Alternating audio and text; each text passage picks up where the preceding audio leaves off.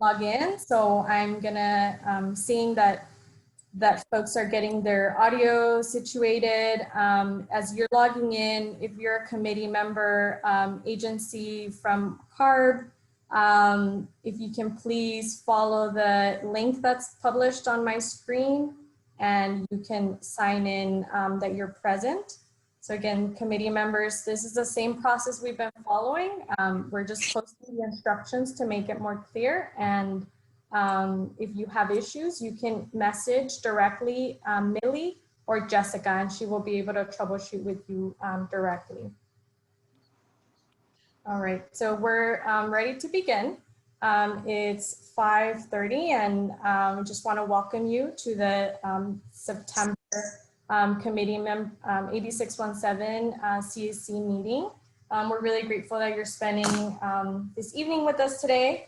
We'll we'll be having a virtual meeting.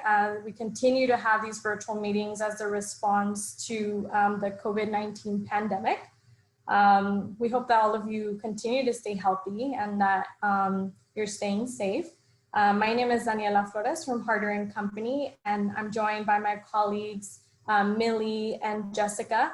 I will be facilitating today's meeting along with the co-chairs, and it'll be really important that if you are having some tech issues, that you message Jessica or Millie directly to the chat, because I'm facilitating the meeting and they'll be able to address your concerns directly.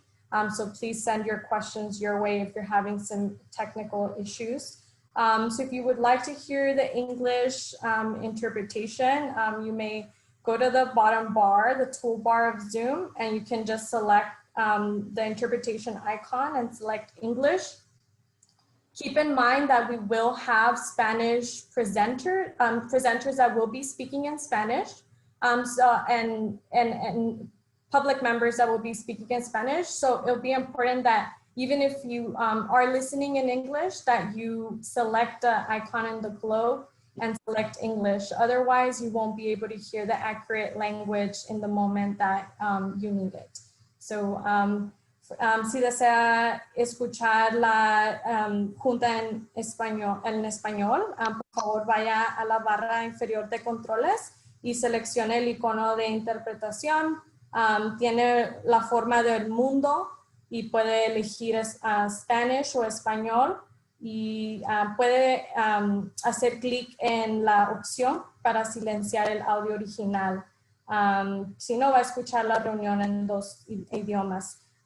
Y también puede encontrar ese mensaje en el chat. So you may also see the instructions on how to use the interpretation in the chat box. Okay, so just to let you know, this this meeting is being live streamed on Facebook in English, is in the Air District's website, and on the Facebook of Comité Cívico del Valle, you will find it in Spanish. You'll find those links behind me, and you will also find those if you on Facebook directly. You can just type that in. If you want to have access to the agenda packet, the committee members that have joined us already have this packet. We emailed that packet to you on Friday from Thomas, and if those of us that are joining that did not receive it, you can access it in the AB617 website that's also behind me. And you can follow along with the materials, but I will also be publishing those in my screen. So you should be okay if you just want to follow along this meeting. Finally, it's important to know that this meeting is being recorded. By basically participating in the Zoom meeting, you're going to authorize that your consent for audio and visual content. It will be published on Facebook, and so it will remain live. It will remain published on Facebook. So by being on this call, you're giving us permission for that. We are, want to remind you of the public comment procedures that we have. And so here we've put some comments, some instructions on how we do that. And so for written comment, we're going to ask that, as usual, you submit comments via email.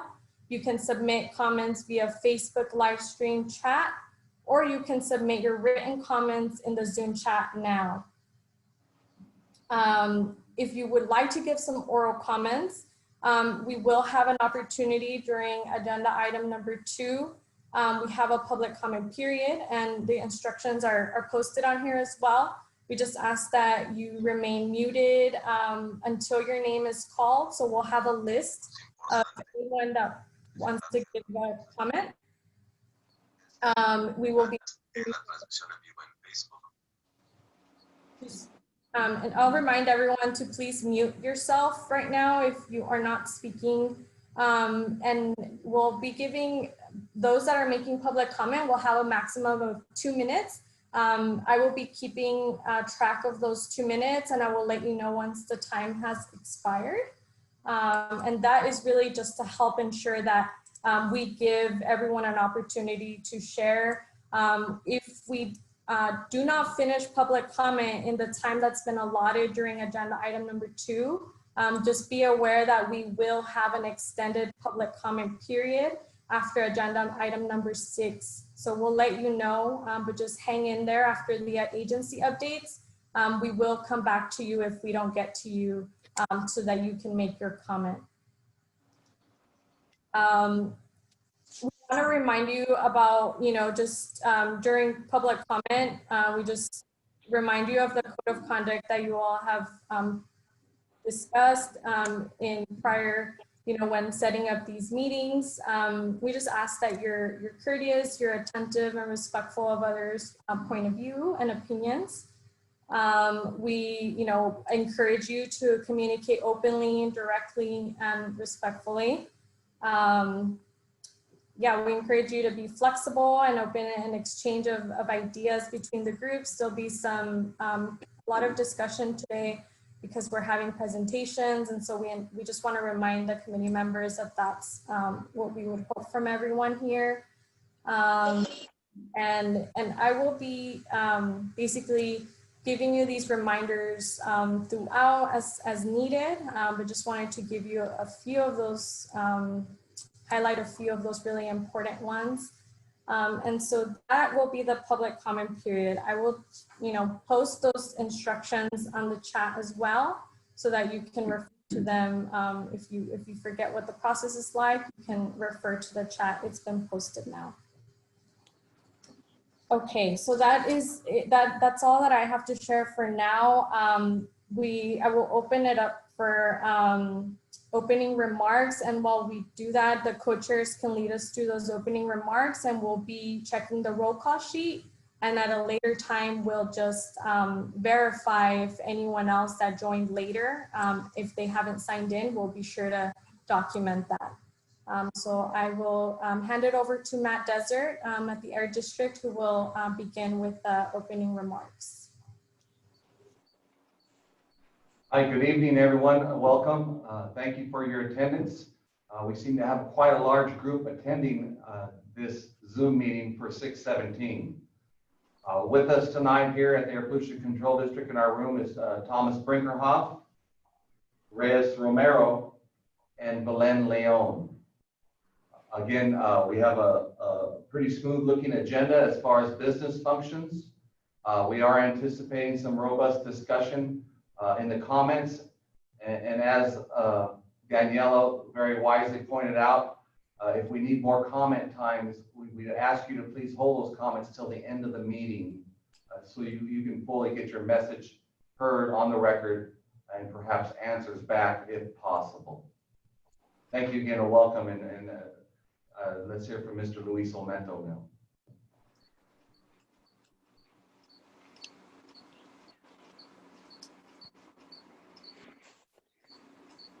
Yeah, hello, good evening. Am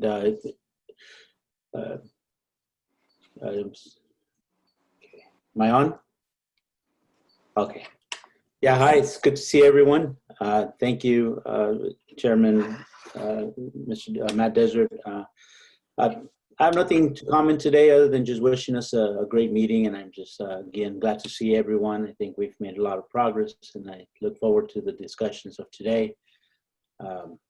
Other than that, I think that it's well noted, that these fires are really impacting us here from all sides. And yeah, let's see if that becomes part of the conversation, but certainly is something that the Air District is monitoring, and all of us should be monitoring to stay safe.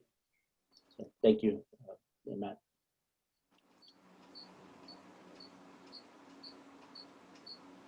For those committee members that have joined us in this meeting, this is a time that if you would like to give some opening remarks, you may do so at this time. So if you would like to share, if you're a committee member and you would like to share, I see John Villa, please go ahead. No, I just pressed the wrong button here. Keep on having problems getting connected. No problem. I will lower your hand and then I can put you on mute if you'd like. Any other committee member that would like to open up with some remarks?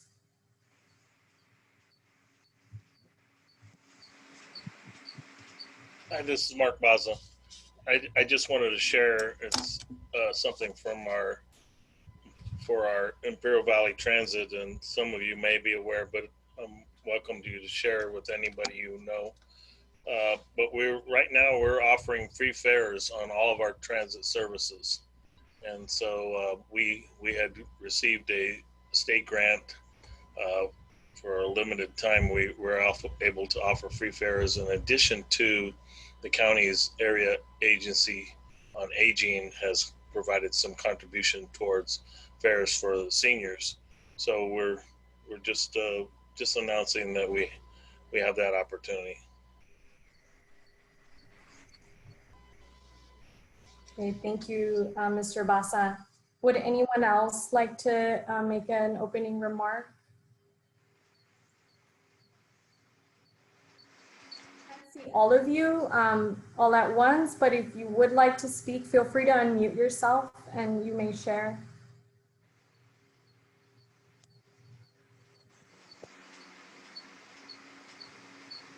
Okay. All right, I'll take that as no other remarks. So that sounds great. With that, Mr. Desert, we're ready to move on to the approval of the minutes. All right, so before you, are we not? Yeah. Before you are the minutes to be approved. These minutes are from July 15th meeting of the 617 CSC Steering Committee. You've had time to review them in your packets, and we are now looking for a motion and a second to approve the minutes or amend the minutes as presented. So Mr. Chairman, this is Sergio Cabañas. I want to make a motion for approval of the minutes of the July meeting as they stand right now. I'll second. That was Mr. Basa with the second, Mr. Desert. Motion from Mr. Cabañas and second from Mr. Baza. Okay. All those in favor, please say aye. Matt, if it's okay, Desert, for this, we do want to document it. So we are going to ask for people to publish that in the chat for just the record. So we are going to ask them to type in. At this point, they can type in yes if they approve. You are correct, Danielle, and thank you for helping me with my short-term memory issues. So. No, you are totally good. I know that we have, our process established, but sometimes things change. So we'll just wait for folks to type that in. We're going to give us a few seconds to do that. So committee members, please be sure to type yes if you approve or no if you don't. Right, so we're looking for votes now, as Danielle has expressed, typed in, and regular steering committee members or members in the audience. This is a great opportunity at this type of a meeting to practice and learn the Zoom meeting process. We've all come a long ways in learning how to work with this great tool during this time. And Danielle has shown a lot of leadership with moving this forward. Great, Mr. Desert. So just want to let you know that I counted And there is a majority, and we have quorum, so we're ready to go ahead. Okay, so the minutes have been approved. Thank you, everyone. Oh, we'll circle back to public comment. Another word. Was there anything else? No, there was a little confusion on public comment if we adequately covered it at the beginning of the meeting. Yeah, I'll give a brief overview reminder for those that have joined a little later. But I think This is John Hernandez. Can you hear me? yes. Yeah, I heard opening comments was the discussion that I heard, and I didn't hear public comment period, which was number 2 on the agenda. So. No, yeah, you're right, Mr. Hernandez. We're about to get to that. I think Okay. Mr. 'Cause Desert. we went to number 3. We went to number 3 before 2, so we're just concerned about that. At least on my agenda, it's number 3. No, you're spot on. My apologies for that. So we've already approved the minutes, but I'll go back to the public comment. That was totally I oversaw that. So I will go through the instructions briefly, and then we can dive right into that public comment period. Just so you know, if you joined us a little later, we do encourage written comments at any time. You can submit those on Facebook, on email, or the Zoom chat. And so at this time, we're going to take oral comments. And so I'm going to look at who has joined us in this meeting that is not part of the committee, and see if we can begin with those comments. And I'm looking through, and I will call your name, and I will also start a timer for 2 minutes so that you're able to get your comments in. So I see Margaret Sousa. If you would like to begin your comments, you may do so now. You have 2 minutes. I have no comments. Okay. Okay, great. Let me see who else is on my list.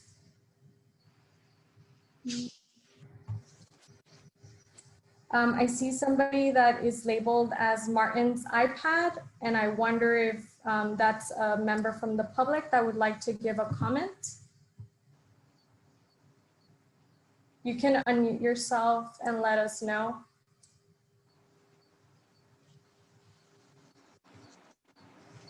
No, not at this point.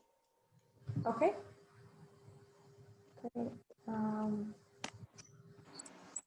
So just give me a second. I want to make sure I don't skip over anybody. Okay.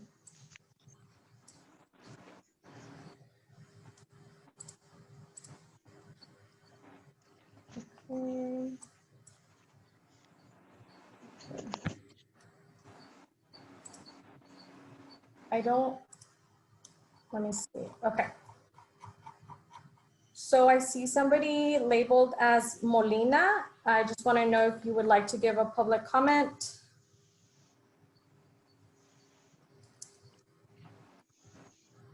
You may unmute yourself. Yes, not currently at this moment. Okay, great. Thank you for joining us. Ms. Terrazas Baxter, would you like to give a comment?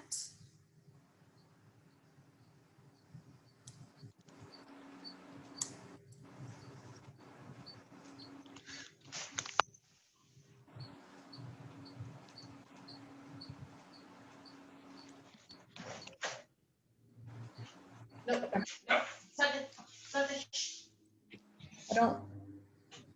So just so you all know, in future meetings, we are, gonna hear from those public members that want to give comments. So right now, because we didn't have that in advance, I just want to make sure that any members that are joining us right now, not committee members, if you have a comment, go ahead and unmute yourself, because it is really difficult to tell who would want to give a comment. So in the interest of time, I'm going to ask you to unmute yourself if you're a community member and you would like to make a comment.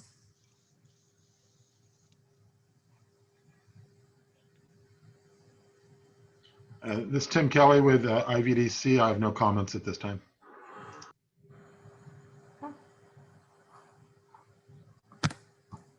Thank you. Any other community members that have joined us and would like to give comment, please unmute yourself and you may do so now.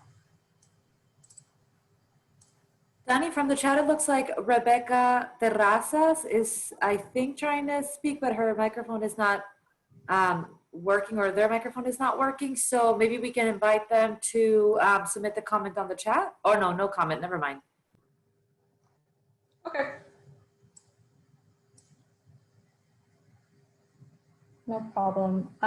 So yes, you may also, if you are in the chat right now and you're a community member, you want to give comment, you can also let us know through there.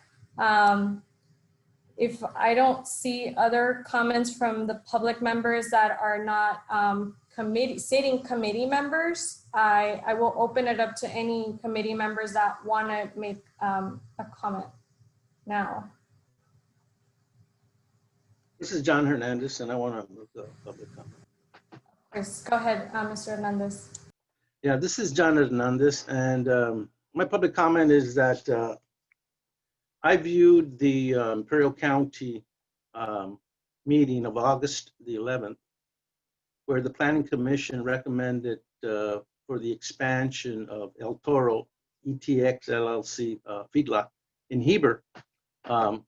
And it was passed unanimously 5-0 based on the recommendation from the Environmental Evaluation Committee that was done on May 14th of 2020. And a negative declaration that was issued also in May. And the Planning Commission who made the recommendation for the expansion on June 24th of 2020, and then went to the board on August 11th and it passed 5-0. My concern relates to several issues that were brought up at the hearing, for the public hearing at the board level. And my main concern is the circumvention of the AB617 committee, who has worked over a year in trying to reduce emissions, and which we identified by a high percentage our concern for the feedlot issues for the population in Heber.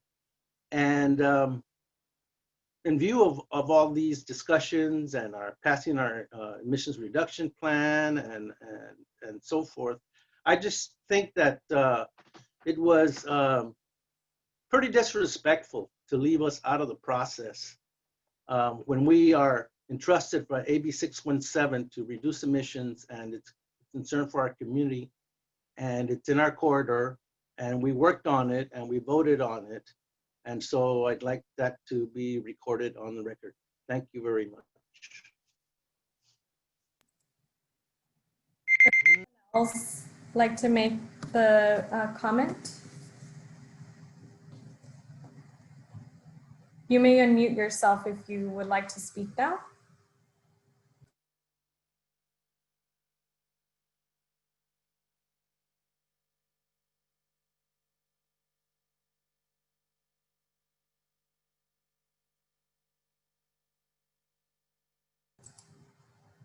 Okay, I mean, I don't see any other comments.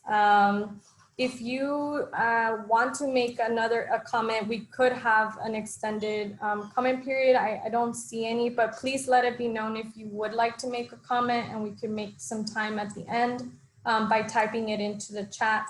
But because I don't see any other comments, we're gonna move on to the next item in the agenda, which is the presentation from Ms. Emily from Ramble, and we'll go ahead and hear from her about the Community Emissions Reduction Program project plans, and she'll be giving a presentation, and we'll also be asking you all some questions, and you'll have an opportunity to ask her questions.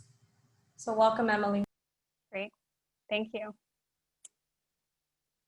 So hi everyone, it's great to be here with you today.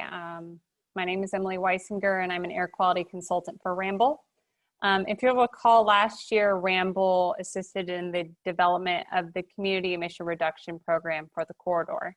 And we've been contracted by the district to assist in the development of project plans under your SERP. If you'll recall, the topic of project plans was introduced by the California Air Resources Board at the steering committee meeting last month. In this presentation today, I will go over the strategies in your SERP that require project plans and discuss key topics where we are looking for your feedback. I recognize it may be difficult to convey all your feedback during my presentation. And so at the end of it, I'll tee it up to the steering committee to how they might like to further provide feedback related to these topics. So that might be through some follow-up poll or some other mechanism which we can discuss. Next slide. Okay, great. So just some background to get us all on the same page. AB617 intended to improve air quality and reduce exposure in communities most impacted by air pollution. The California legislature provided funding for incentives to support AB617 goals. And initially, those incentive funds were only for mobile source projects. So you may have heard of the Carl Moyer program or the Prop 1B program. But recently, the state expanded those incentives to allow them to be used for stationary source projects and also projects identified in community emission reduction programs like the one you all have put together. Prior to funding a new project category type, project plans must be developed and meet certain criteria in CARB's Community Air Protection Incentive Guidelines. Some of these criteria are fairly rigid, and so we just need to make sure that they're included in the project plans and that we implement them correctly, while others offer flexibility where the district and the community can help shape project plan elements. Next slide. So if you'll recall, the SERP document actually contains a large number of strategies. I think we have 28. But only a subset of those strategies actually involve the direct funding of projects using incentive funds. And so in this table below, you see the summary of those specific strategies. So the two strategies on the left actually already have guidelines established by CARB on how those projects should be implemented and the types of eligible costs and who can apply for those project types. However, for the strategies on the right, those are new project types that don't have established guidelines just yet. And that's why we need to create these project plans.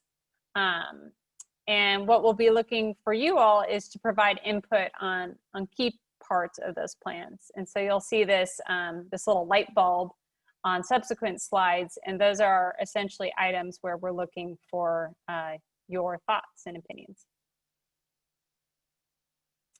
So the first strategy I want to go over is the parking lot paving strategy. As you all may be aware, paving surfaces helps to reduce particulate matter emissions.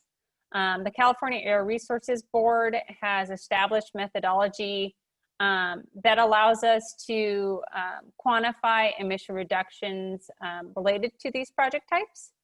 And then if you'll recall at the bottom here, we've just extracted out the polling that we conducted last year of the steering committee and the public. And this just generally shows how this strategy was viewed by the steering committee and the public at that time. So as you see, people were generally in favor or neutral about this measure. Next slide. So when we talk about parking lot paving projects, one of the key factors that we will need to decide upon is project funding. If you'll recall, last year there was the Calexico Unified School District parking lot paving project, which you all voted on. That project ended up costing approximately $270,000 per acre. In the project plan for this strategy type, we will need to decide what types of costs should be eligible for funding. So this is something you all as a committee can actually weigh in on. So, you know, probably the obvious category would be construction costs. So supplies and materials, equipment, and labor. However, there might be other items that you may also want to allow funding for. So that might be utility relocation, administration costs, sometimes contingency is included. So those are things we want you to think about and let us know if you have a strong opinion on what gets included. Next slide. Another thing that will be important to include in the project plans is how we're going to select the projects to fund. So what we might expect is that there will be multiple applicants seeking funding under your community emission reduction program. And we need to come up with some criteria as to how we're going to select which projects are funded. Those are criteria that you all can decide. Some things you might want to have considered may be the total emission reductions. So you might be looking at, you know, how much particulate matter will be reduced. You might care about the relative exposure reduction. So are we going to favor projects that are adjacent to sensitive receptors like schools over projects that aren't? We may also want to consider cost effectiveness. Are they using the dollars wisely? Are we getting the most emission reductions we can per dollar? Next slide. The next strategy that we will be developing project plans for is the expanded or improved school flag program. So I think many of you may be familiar with that, but basically school flag programs notify community members of daily local air quality conditions. And the idea is that you can help influence behavior, such as, you know, people with asthma may stay inside if they know that the air quality is going to be bad on a given day. We understand that many schools in the community either utilize some form of school flag program or have in the past. And so under this measure in the SERP, we were looking to improve upon those programs by possibly funding electronic marquees at schools. When the steering committee in public was polled about this measure, it was viewed overwhelmingly favorably. And so we will be proceeding with that under the SERP. Next slide. So some items to consider for this project type would be the maximum grant amount that we want to give out to individual schools. The APCD has been researching kind of the costs, equipment costs for electronic marquees, and is proposing a $25,000 max grant amount. But I think we'd be open to other suggestions if people have other experience or ideas for how much should be allocated under this measure. We also will be looking for feedback on what types of costs would be eligible for funding. Should it be limited only to the supplies and material, so only to the marquee and the software that may be associated with it? Or should we also include labor and construction costs? Are there other costs that we're not considering that we should also include under this grant? Next slide. Similar to the parking lot paving projects, we may have more project applicants than we have funding. And so we may need to decide how we're going to choose which projects to implement. Therefore, we need to decide what criteria we want to use to consider for project selection. One item we might look at is the estimated exposure reduction. Are we going to favor larger schools over smaller schools because we will have a larger impact on number of people? are we going to consider the average age of the students at the school and maybe favor schools that have younger students versus older because they might be more vulnerable? So those are all kind of variables that we will need to decide upon in the project plan. Lastly, the third measure we'll be developing a project plan on is urban greening. So urban greening by definition involves creating green spaces by installing trees and vegetative barriers. Unlike the other two categories, there's a current state program under the California Climate Investments that has developed extensive guidelines for this project type. And we've had some conversations with CARB about this, and generally their recommendation is that our project plan should be as consistent with these other guidelines as possible. So this actually means that we have a lot less flexibility in how we go about in implementing this measure under your SERP, but there still are some items that we can tweak and have some say on. Next slide. So some of the items that are already established in these other guidelines in which we think we'll need to carry over to the project plan are the eligible costs. So currently these other guidelines allow for supplies and materials, labor and construction, contracted services, signs and interpretive aids are all eligible costs under the Urban Greening Grant Program. They also allow actually for some non-construction costs as well as contingency costs as well. Next slide. Just to remind you all, under the SERP, at least there's a commitment for $200,000 for urban greening projects. One thing we saw is that the CCI guidelines do not suggest a minimum or maximum grant amount. So that's something you all could decide. If you want to, let's say, commit to funding 5 projects, you might limit grant amounts up to $40,000, or you might not set a grant limit at all if you don't want to restrict kind of the projects you will receive applications for. Next slide. So similarly, we will need to have a way to decide which projects will be selected for funding. The CCI guidelines actually have a scorecard, which helps inform project selection. They have multiple categories that project applicants are evaluated by, and then those are used to come up with a score which can help inform selection of projects. Next slide. Oh, there we go. And so I think for all 3 project plans, there are certain considerations that probably apply to all 3. So the first bullet here is, what portion of project costs do we view should be funded by AB617 grants?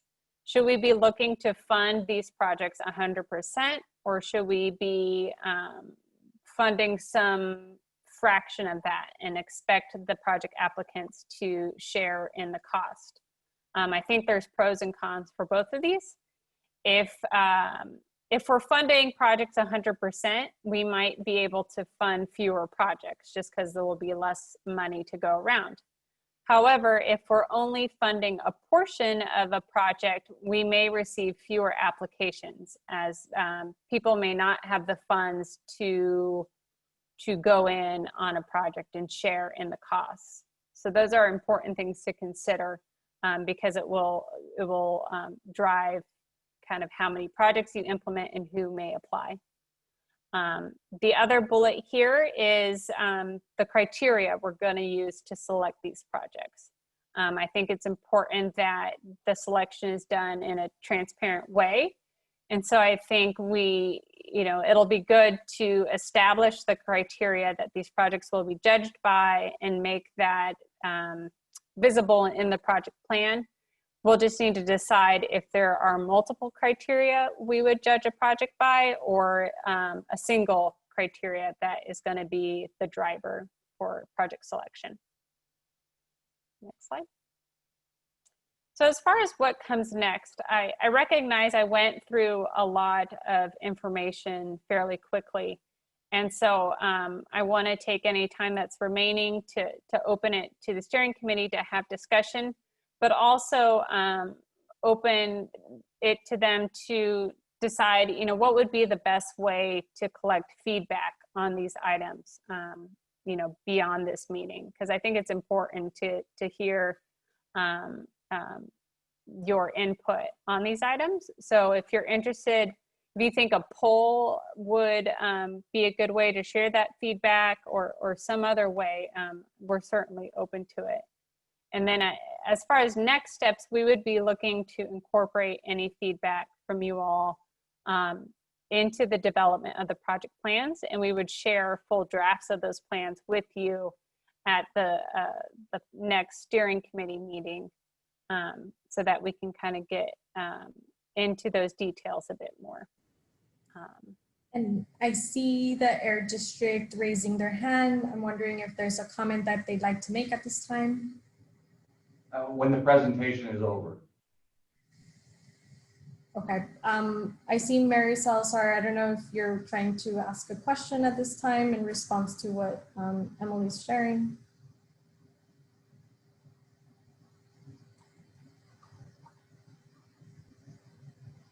Okay, my mistake, Emily. I thought you were asking for questions now, but I can. You are, right? Okay. Yeah. Yeah. Feel free to. The presentation is, you know, if you have any questions regarding any input or questions regarding the presentation at this time, you can unmute yourself, and you may share those questions or concerns. This is Mark Mazza. I'd just like to ask the question if there's a potential to include a category of contribution towards zero emission transit type buses. You know, I understand that I definitely understand the cost of these transit buses for electric are very expensive, but having some level of contribution towards those purchases, if we were able to come up with other grant programs that could help pay for the lion's share of those costs. So basically I'm asking, is there a potential opportunity to include contributions towards zero emission transit buses? So the current project plans under development are related to existing strategies in your SERP. And I know there's one strategy related to, I'm just looking it up right now. There was an electrifying bus strategy, but I think it was related to school buses. So if you are proposing identifying funding or partial funding for zero emission transit buses, I think that would have to be captured under an update to your SERP, where that would be included as a new strategy, because I don't think there's an existing strategy at this point. Okay, thank you. Mm-hmm. Hello, this is John Hernandez. My question was along those lines too, because on the budget commitments, as I recall, we had about $5 million set aside for the three items that you reviewed with us, and then the other more or less $5 million were this budget replacement and idling education outreach and that sort of thing. So is that going to be a different presentation for us? As far as the total budget amounts for these projects? Yes, and whether or not we'll need strategies for those other 3 or 4 remaining items that we identified in our budget commitments. So I might defer to the district on that. I do have the budget. I think it was in your March meeting where basically there was a budget breakdown for how it looked like 7.4 million would be spread across the various SERP strategies. But I'll defer to the district on how they plan to address those other strategies. Yeah, you're correct, Emily. That's how that budget was put together and allocated. That doesn't mean that it's locked in stone. As we go forward, we can further amend the SERP, which is the process that we are now beginning. In addition, I'd also like to say that we recently at the Carroll County Board of Supervisors, they voted 5-0 and approved ongoing contract work with Harder and Company and Ramble to assist us in our 617 works. And that was important because we have a very good team, all of us together here. There was some language in the agenda item under the Ramble item that looked like the Ramble was going to be taking over or working on the flag program solely. And I just wanted to clear up that language because I did have a question of that from a steering member. It is no one's intention to discredit or take away the existing conventional flag program or the hopefully the future electronic flag program with marquees from the good works that have already taken place, both from CCB and the Air Pollution Control District. Particularly CCB, they have much more exposure on the conventional flag program. It is just simply the body of work that Ramble was going to be working on to assist us.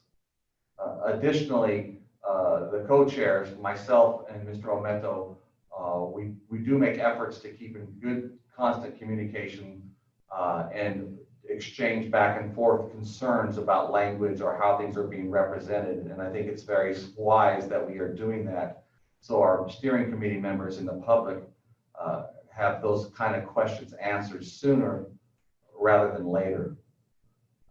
Additionally, to these projects, we're amending the SERP, these mitigation strategy projects, such as the tree program, or the parking lot paving program, or the indoor air filtration program.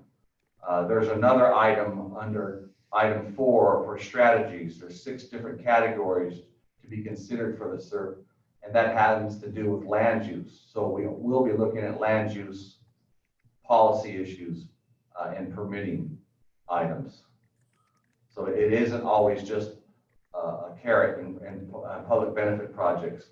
There is enforcement and smart strategies with new technologies with enforcement to help improve air, as well as bring an educational component to everyone that's involved in the community.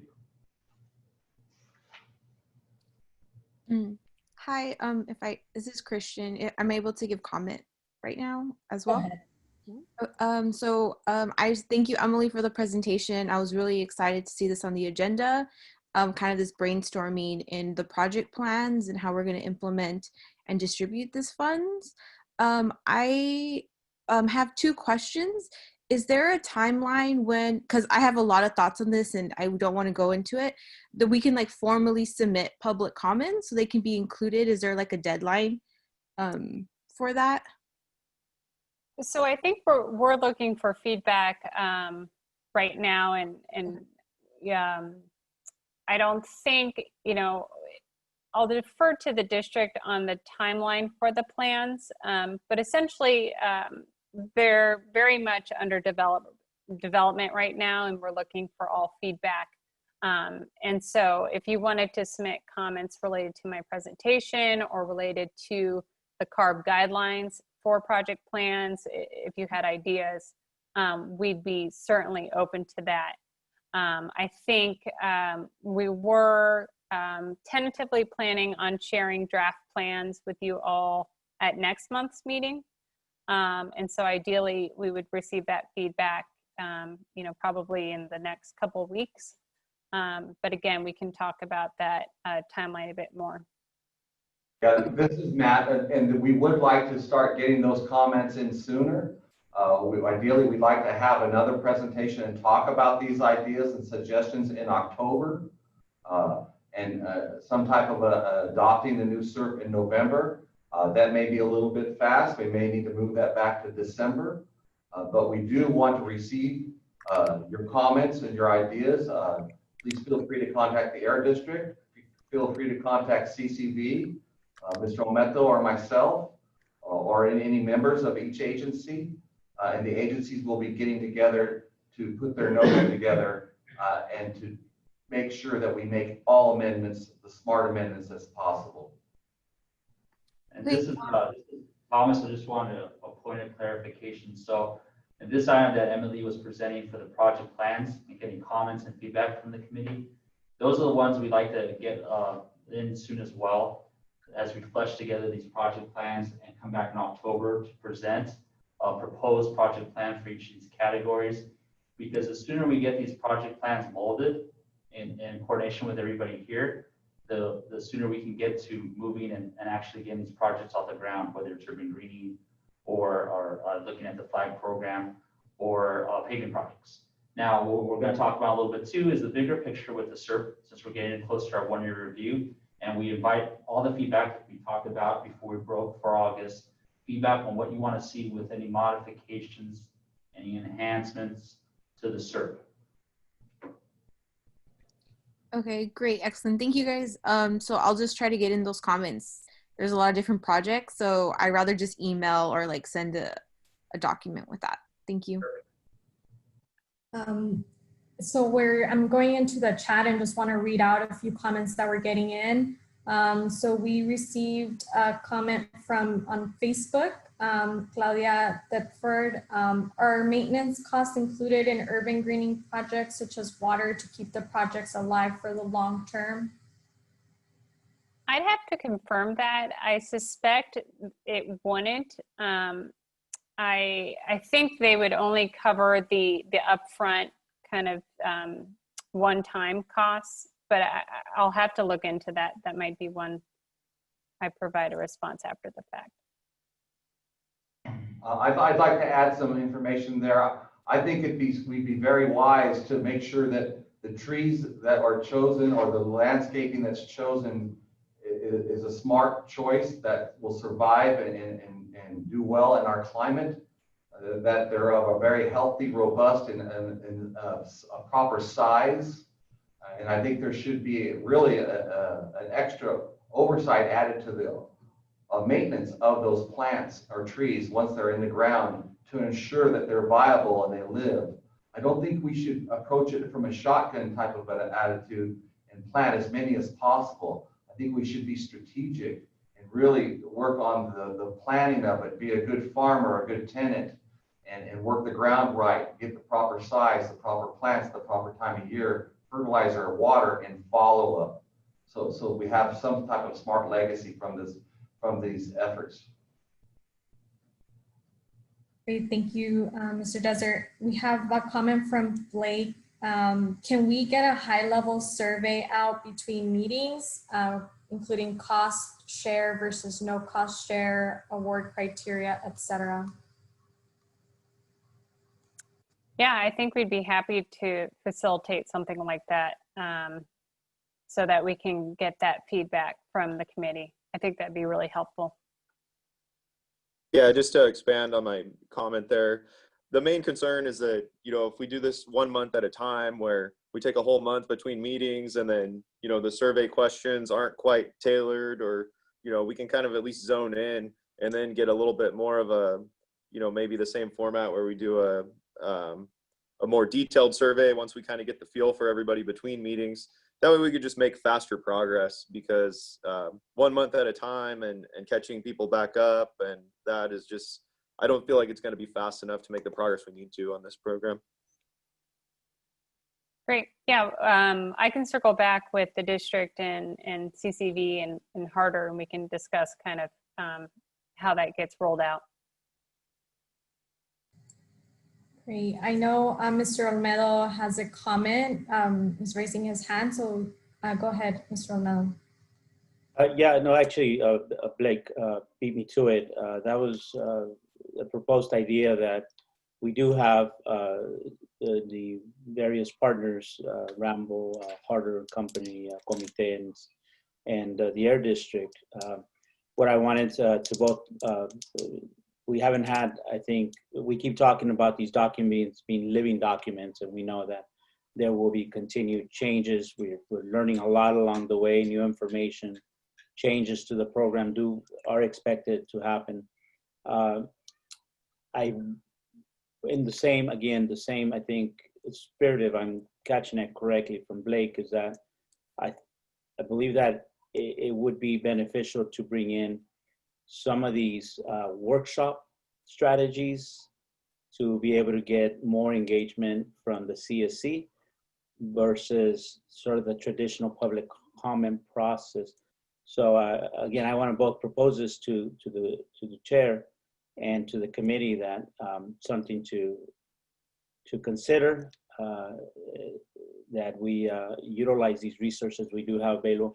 I do have another, besides that, I have a question that I wanted to request clarification from CARB in regards to the 2020 budget.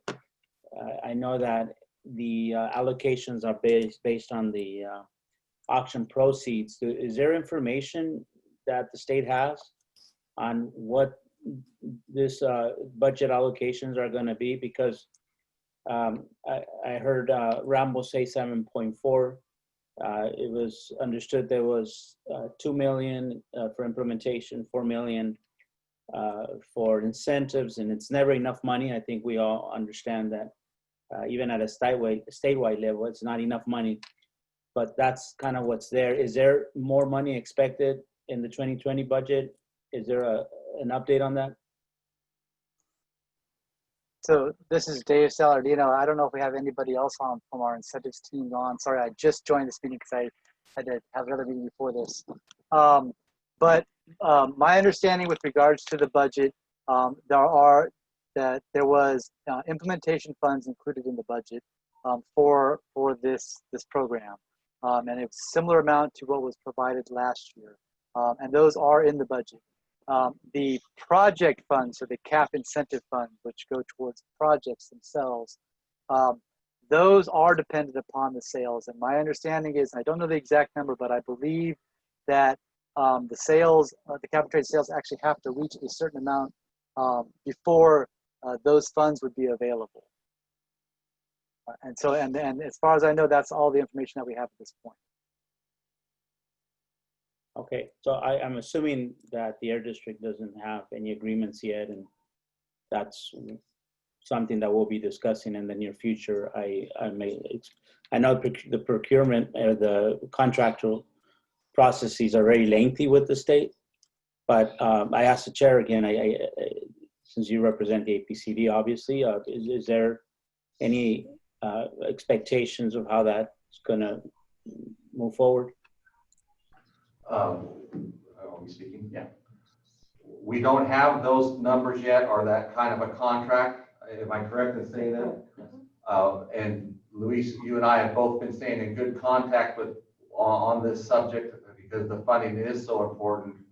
And your assistance and your knowledge and insight into Sacramento and these areas has been a key importance to track and maintain that we're getting the proper exposure and success of 617 for future budget allocations from Sacramento. Okay, yeah, I imagine COVID is perhaps an anticipated delays that we may see, right? Because of just the limited capacities that the state has been under. But you're right. I think that that's something that not just us as co-chairs, but also the members, certainly it would be beneficial to keep an eye on that, because we need to make sure that as a membership, as a members, also play an active role in making sure that we're not being overlooked. I don't believe that's been the case, but I think that it never hurts to stay in front of it and stay in front of the state so that they are assessing correctly the deep need. And we keep hearing inequities, and this area has faced deep inequities as every area that has been designated 617. I would encourage discussion around how the CSC can submit letters, comments to the state. They're very helpful to keep us visible when fiscal decisions are being made. Thank you. Hey, thank you both. Thank you all for your comments, and Emily for your presentation. This time we'll be moving on to another item. And if you have any remaining questions for Emily as you're sitting there, feel free to type those into the chat and she'll be able to see those and respond to you during today's call. For that item that Emily's gonna follow up and get some additional details, we will post a frequently asked question form that you'll be able to access with her complete response. So thank you, Emily. Okay, so we're moving on to the next agenda item, 5A, discussion item on the AB617 community air monitoring plan for the mobile monitoring. And so for that, the Air District will be giving that update. Good evening, everyone. This is Thomas with the Air District, Thomas Rinkerhoff. And what we're going to be pulling up right here, which we shared in the agenda packet last week, based on the input and discussion we've had at our last meeting in July, and the high-level proposals, presentations we received from a number of consultants on putting together a mobile monitoring platform for the New River. We put together this summary sheet, two-pager, on the objectives and what we would put into a request for proposal. Since we will be going through an RFP route to get official proposals in so that we can put together this mobile monitoring platform that will be deployed at the New River. So, we shared this with you to kind of take a look at it and see if we could get any feedback, any questions. Just pause real quick. I think we have the wrong thing up here on the screen. We need to get the right one in there. That's the mobile monitoring platform. Should be the next one. Oh, wait. There we go. Perfect. Thank you so much. Okay. So again, we put together this kind of a high-level look at what we're going to be including in the RFP, and based on trying to be as efficient as we can with our monies and not doubling our efforts on what's already being monitored in our corridor through regulatory monitors and our community monitors. We looked at what's been proposed, had some discussion with CARB along the way this summer to focus on those emissions, those pollutants of concern based on the New River flowing through Mexicali and through Calexico and onward. So we're looking at the following pollutants, the central purpose, to look at getting experienced and qualified contractors to complete these tasks to collect measurements on the following pollutants. We're looking at VOCs, hydrogen sulfide, ammonia, polychlorinated biphenyls, and meteorological parameters that goes with that. And we're keeping it kind of open-ended too on this 6 other pollutants as deemed necessary as we move forward with this project. The testing timeframe. On the high-level proposals and discussions we've had, we were looking at were 1 to 2 years. And we've come to look and to get a sense on how we can, again, be as efficient as we can with our limited monies.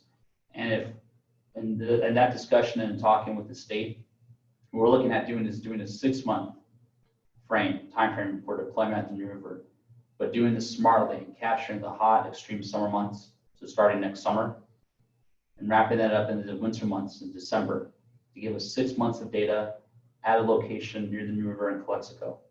The scope of work that we put together is going to include various tasks that the consultant would submit in their RFP, looking at developing and submitting a monitoring and data management plan.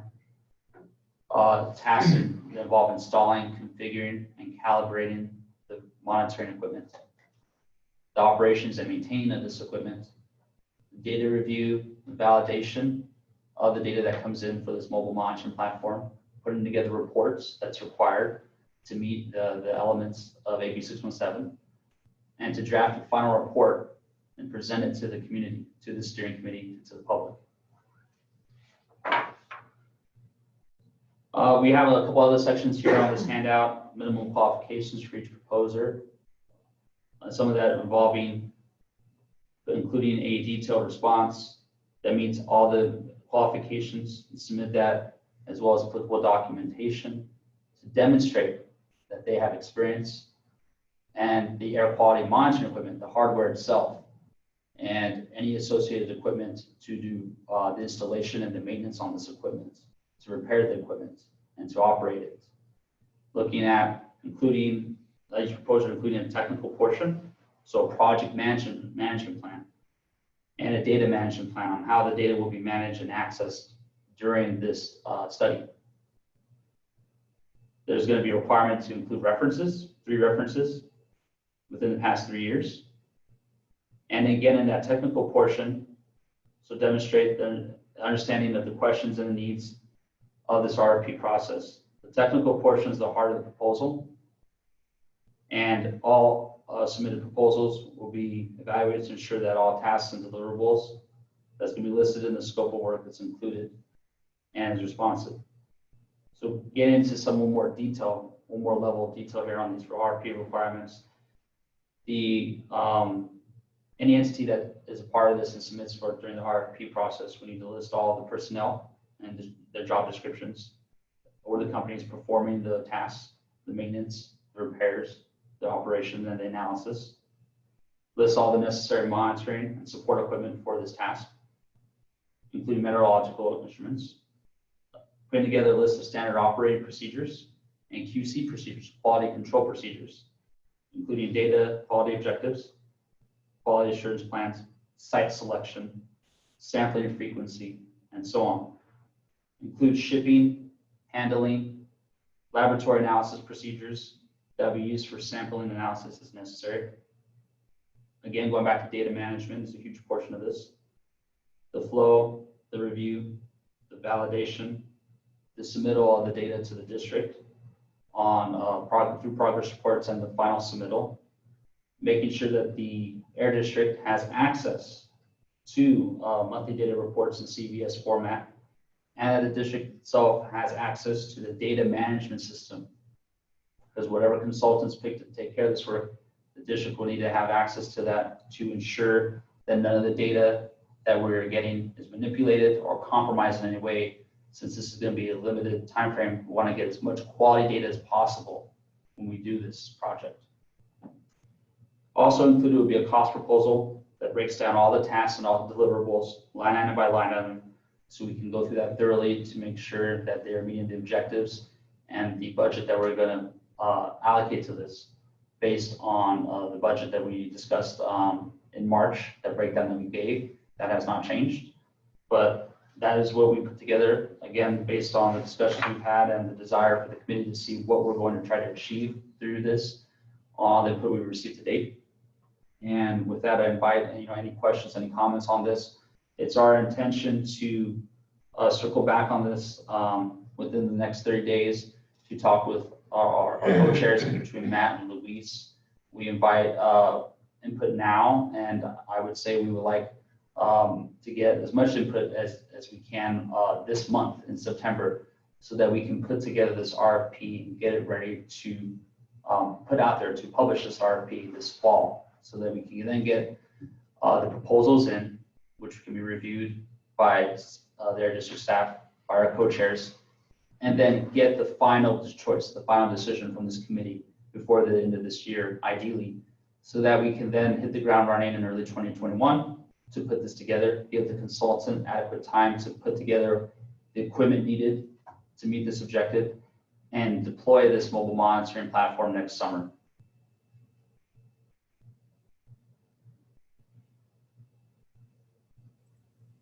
So are there any comments or questions for the Air District regarding this item from anyone of this committee? This is John. Okay, go ahead. This is John Hernandez. Would there be any need with this monitor to monitor the PM, and also will these monitors be able to monitor methane? So to answer your first question, John, We do have a number of monitors already in the Calexico area where we can piggyback off of that has a high level analysis of PM10, PM2.5 in Calexico, as well as with the monitors that we have in the island network that monitor PM. So if we want to be efficient with our dollars here, I'm coming from the advisement we have with us and then with the state. I'm not entirely sure if we need to do that. Instead to use our money wisely and fill in the data gaps with parameters with pollutants that are not being monitored at all within Calexico and as it pertains to the New River. Second, for methane, I know that that's been brought up from time to time in terms of the entire corridor countywide from different sources.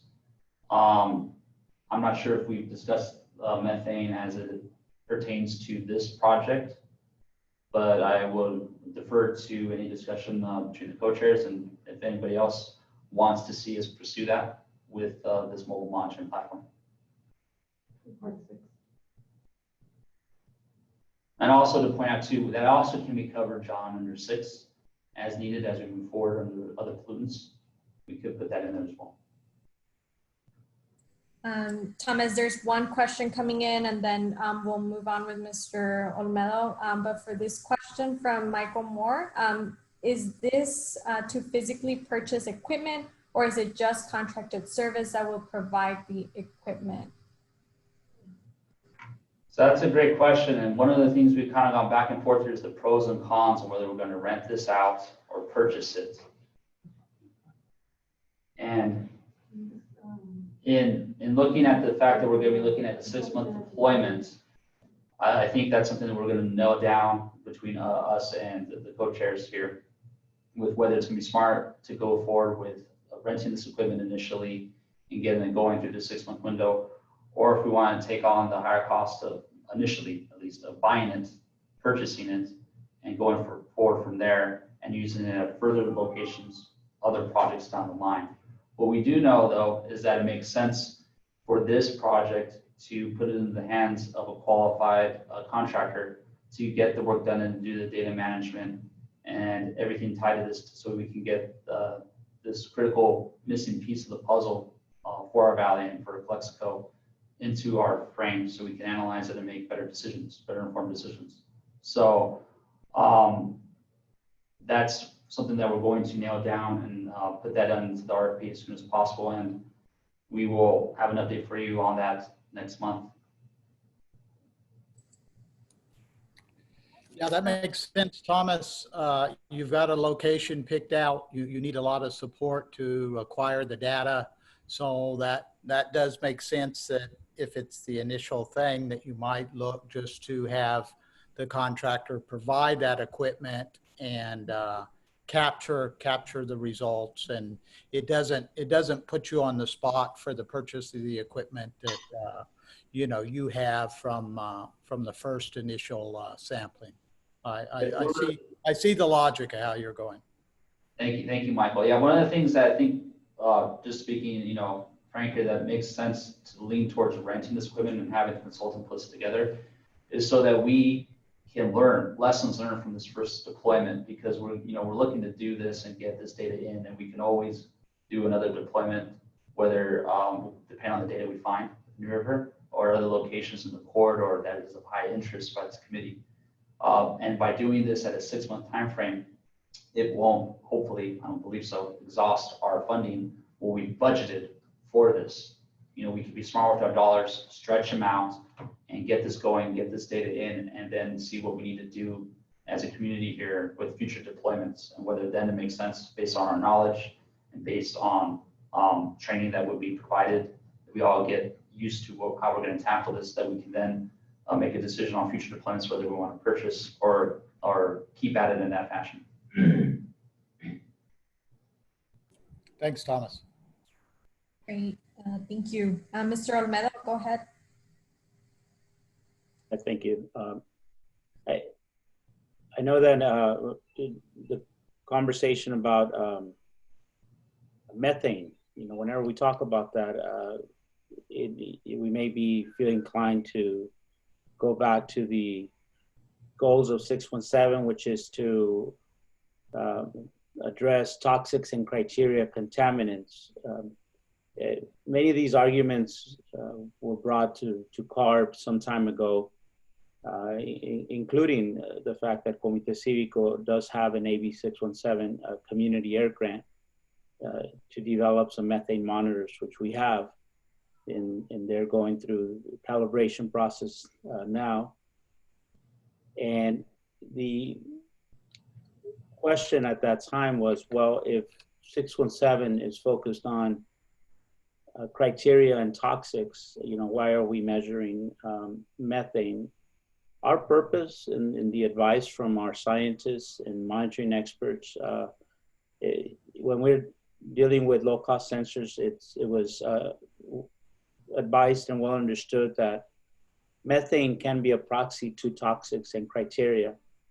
As a committee is seeing how costly it is to do regulatory type of monitoring, it's sometimes even cost prohibitive to be able to put a large network of regulatory quality type of monitoring, and the low cost approach can allow times to provide enough information to be able to then engage the regulatory agencies with some preliminary information and be able to follow it or kind of pursue further with more expensive equipment. The question about the methane was deliberated at the state, and although we may think that AB617 is only focused on toxics and criteria, the money itself comes from the Greenhouse Gas Reduction Fund. That in itself provides the legal deliberation that methane can be can occur within these and be paid for. Again, in our situation, we're looking for toxics and criteria. But if the question does come up, it seems that it has been answered by the California Air Resources Board in the past. Not that our goal is to measure greenhouse gases, but we had the opportunity to go through that scrutiny. So I hope that makes sense.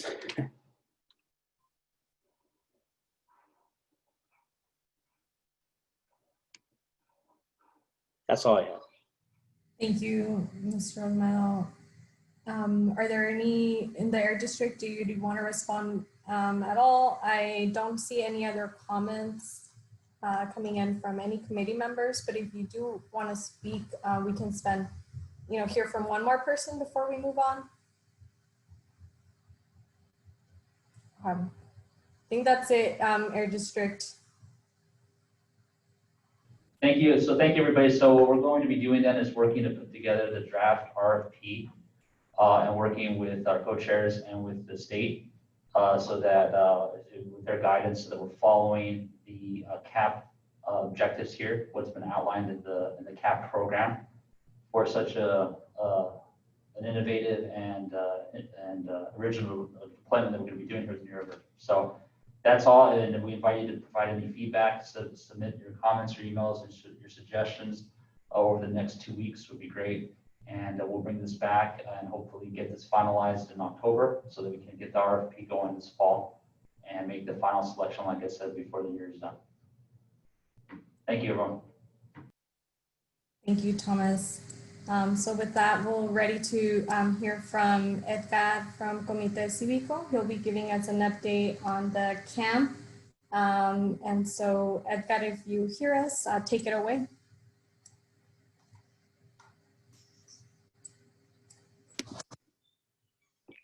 Hola, buenas tardes. Mi nombre es Edgar, soy el nuevo técnico de el mantenimiento de los monitores del aire de Comité Cívico del Valle. Y igualmente, pues, estoy trabajando junto con Cristian y todos los integrantes del Comité Cívico del Valle para, pues, encontrar nuevos o ubicaciones dentro de las locaciones que habían solicitado. La última en la que hemos estado trabajando, sí, lo pueden dar al siguiente diapositiva, por favor. Sería en Geo's Home States, que está en el centro. La junta pasada habíamos comentado que habíamos hablado con los del staff de Geo's Home States para que nos prestaran una casa que está bastante cerca de la ubicación que queríamos. Desafortunadamente no nos pudieron ayudar, ya que nadie vivía en esa locación, pero pues trabajando y coordinándonos con los demás integrantes del Comité Cívico del Valle, encontramos una ubicación relativamente cerca también. Está lo que es a media milla de la ubicación que queríamos. Ya se instaló, ya está tomando muestreo y pues la persona que está trabajando, que nos dio el permiso para la instalación, pues está abierto para poder trabajar junto con ellos durante bastante tiempo, ya que nos dio entrada a su domicilio cuando necesitamos hacer algún mantenimiento o alguna otra actualización del sistema. También le pueden dar la siguiente diapositiva, por favor. Ok, ahorita también estamos trabajando para instalar un monitor. Ya tenemos el permiso de la persona, de la dueña, se llama Preschool, como Small World Montessori Preschool. Es en el Portico Street en Calexico. Ya tenemos la aprobación de la persona, estamos coordinando con ella para hacer la instalación, ya que cuenta con trabajo desde lunes a viernes con niños y es desde las 7 de la mañana hasta las 5 de la tarde. Se ha complicado un poco lo que es la instalación, pero ya nos coordinamos con ella. Vamos a trabajar un sábado para poder realizar la instalación y pues que no interfiera con sus horas de trabajo. Ese sería otro de los puntos. También estamos comunicándonos con el MTC de Detention Center, que está también en Calexico, en la parte oeste de la ciudad. Y pues estamos trabajando con ellos. Ya estamos avanzando en los permisos que se requieren para poder entrar y hacer una instalación dentro del MTC, ya que pues son varios trámites administrativos que deben de hacer tanto la persona que nos contactó para hacer la instalación y los documentos que le necesitamos entregar. Otro del update que tenemos, ya estamos contactando a lo que es el superintendente el centro, del distrito escolar del centro, ya contactándolo y hablando con él, dándole una presentación. Vamos a tener el permiso, ya que los principales de las escuelas con las que ya hablamos, ellos ya nos dieron autorización, solo tenemos que esperar la aprobación del superintendente.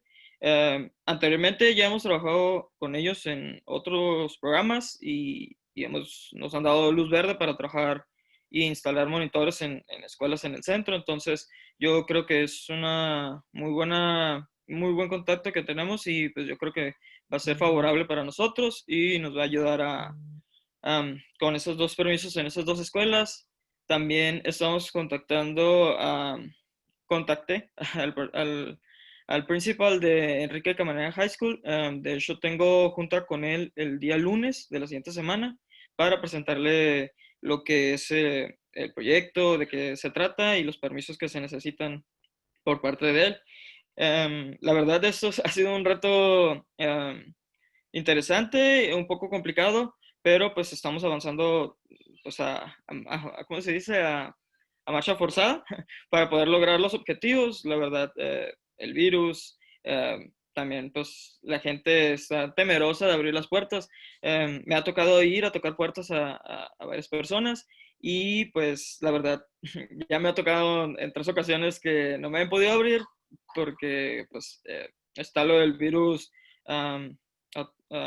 presente. Entonces me ha tocado en 3 ocasiones, en 3 diferentes locaciones que las personas de la propiedad pues tengan el virus. Entonces, estamos tomando las medidas de seguridad que necesarias para pues no exponernos, pero pues el virus está a la orden del día, ¿no? Entonces, eso ha sido un factor que nos ha hecho que nos retrasemos un poco, pero estamos dando pues lo mejor de nosotros para poder lograr los objetivos y pues no quitamos el dedo del renglón. Y pues sería básicamente el update que tengo para ustedes. El siguiente monitor que vamos a instalar es, como les comento, en el preschool que está en Calexico. Ya que ya tenemos el permiso firmado, nomás sería encontrar la correcta fecha, que yo creo que va a ser el próximo sábado, y pues sería instalarlo y poder ya ponerlo en marcha, el monitor. Y pues sería, por mí sería básicamente todo. Muchas gracias y que tengan una buena tarde. Thank you, Edgar. Do any of the committee members have any questions for Edgar? Okay. This is Aide Fulton. Go ahead. You see me? Yeah, we hear you. Did I take it? So anyway, Edgar, I was just wondering, digo en español, ¿verdad? Perdón. Ya que tienes contacto con los superintendentes de las escuelas y los principales, has platicado con ellos acerca de los monitores. Yo pienso que esta sería una muy buena oportunidad de unir los proyectos en agarrar esos contactos de los superintendentes y los principals para educarlos en el plan que tenemos de poner los marquís o para anunciar la calidad de aire. Yo pienso que ya que tienes el contacto, necesitamos hallar un tiempo cuando tú haces meet con ellos, quizá para nosotros decirles e informarles de nuestros planes y de los fundings que están available para el FLAG program. ¿Para qué perdemos la oportunidad? Yo pienso que no saben lo que estamos haciendo. Estamos tratando de proponer una cantidad de dinero para los marquís, pero de veras no sabemos si ellos tienen si van a tener el buy-in, quizá tienen algo mejor que podemos utilizar para informar a la comunidad de la calidad del aire. Nada más que no hemos hallado el tiempo por lo del COVID de poder informarlos. ¿Tú qué opinas? Buenas tardes.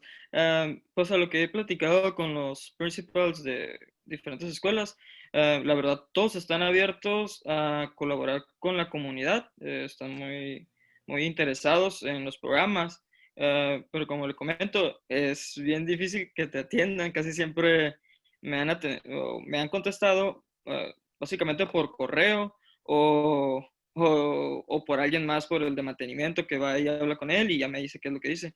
Casi no los he podido ver de frente por lo mismo del COVID y por las medidas de seguridad que tienen en cada escuela, pero los tres principales con los que he hablado directamente, por correo y por teléfono, me están muy interesados en ayudar a la comunidad y están interesados obviamente en la calidad del aire, ya que les gusta tener informados a los niños o a la gente que trabaja ahí, si es saludable para ellos que estén tomando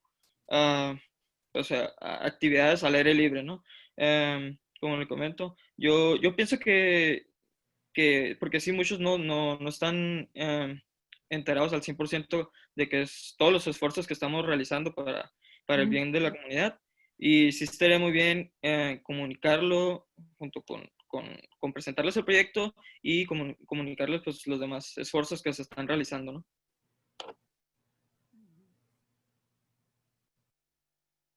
Bueno.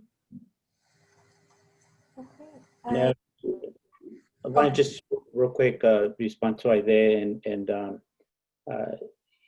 the FLAG program is not a program that Edgar is working on, but appreciate his comments because he has had quite a bit of contact with the principals. Things are very different right now. We hope that I don't know, maybe by next semester, if things go well, we can hope for the best and that we go back to these conditions prior to COVID. I do want to say that the marquees and other new elements of the flag program, there's certainly questions that we've had. We've known the program one way. Some of these new ideas, we've been in conversations with the Air District, and we're seeing how they first of all how the committee kind of moves through this process of embracing it, and certainly it's already supported it, and how it gets into implementation. So I think we're willing participants of that enhancement that Rambo earlier had also discussed. I think it's a good idea to try new things. We've been doing the air notification program for quite some time, and I remember, and I know you, they've been doing this work for so long, and there are challenges. Not everybody wants to talk about air quality. Not everybody wants to talk about pollution, but I think we've come a long way. I mean, as skeptical as I could be, and the resistance we have faced for so many years, I also think we're in a better situation, and so I'm hoping I'm understanding your question correctly, Aide. It's very valid questions. As us working on the air notification program, I certainly want to talk to you more, and we would benefit from the team hearing more from you. But we're also listening, to new ideas and new strategies that we don't know how they're going to work out. I think there's double benefits there, is bringing some infrastructure to the schools, bringing in this, the marquees. We've been so accustomed to the sort of the hands-on raising of the flag and the work that goes into that. But just again, I just wanted to add more. I'm not really trying to respond to your question, Aide, because I think your question is also very well informed as an expert yourself in the program. I just wanted to say something real quick. Basically, I know we have a timeline to have a budget for certain projects that Emily mentioned. I was just saying, since we have been with this COVID situation and the schools have been out, now they're back in session, and you guys are already going in and talking about maybe some of the schools about air monitors, and then here we are on another committee trying to obtain feedback from the principals and superintendents about the plan, about the funding for these projects that we have. I just feel that they don't know about the work that we're doing, obviously, like you mentioned, and that we don't have that feedback. So here we are trying to give them marquees. What about they want something else? What about if this is not going to work because of this and this and that? So since we're having communication with them now, we should ask them, either by letter, by email. I did mention, should we send them a letter, get some feedback about what they're thinking? Are we going on the right direction about spending this money or offering this money? Is it gonna work? Is it gonna be effective? So here we are, trying to make plans without including them. That's all I'm saying. It's a good time to get to know them and tell them, even give them a little presentation, a few of us or whoever can go and inform them of some of the plans that we're doing before we can actually make a decision on how much money we want to spend for those projects. Thank you. Thank you. And Miguel would like to also make a comment. So go ahead, Miguel. Hi, thank you. Apologize, I don't have my camera. This is Miguel with Comité Cívico, and I just want to briefly mention about sort of taking opportunities to further discuss these plans. And something like that or something similar happened at Washington Elementary, which is part of the list that we have where these monitors will be placed. Probably about, I would say close to a year ago, when we introduced the flag program with the Washington Elementary School. the program that CCV manages. On the conversation and presentation that we had, we touched on the network that Comité manages in regards to air quality, and that some of them are in fact located within schools, and thus where the principal let us know that he was interested on how do we get a monitor? Do we get it through CCV? Do we get it through somebody else? But we want to have that information, that source of information, at the school.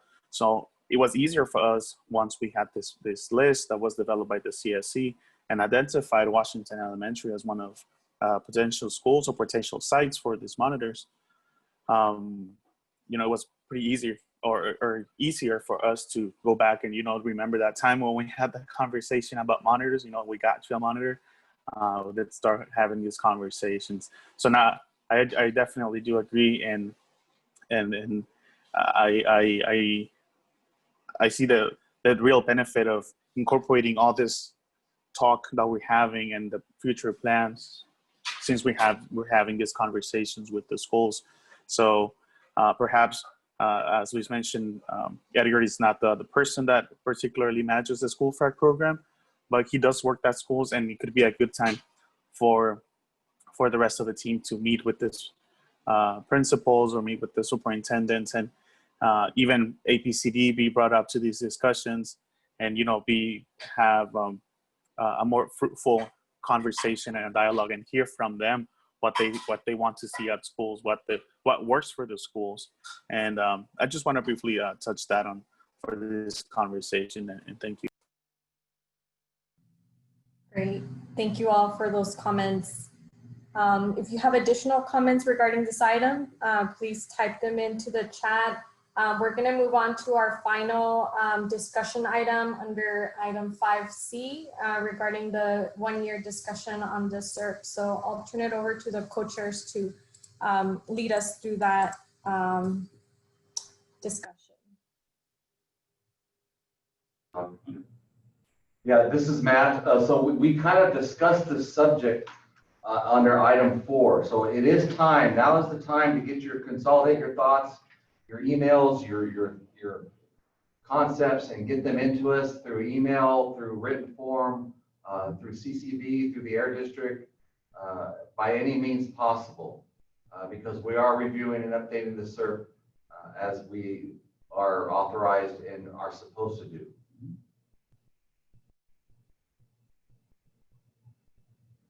Mr. Olmedo, would you like to add anything else regarding the first year discussion?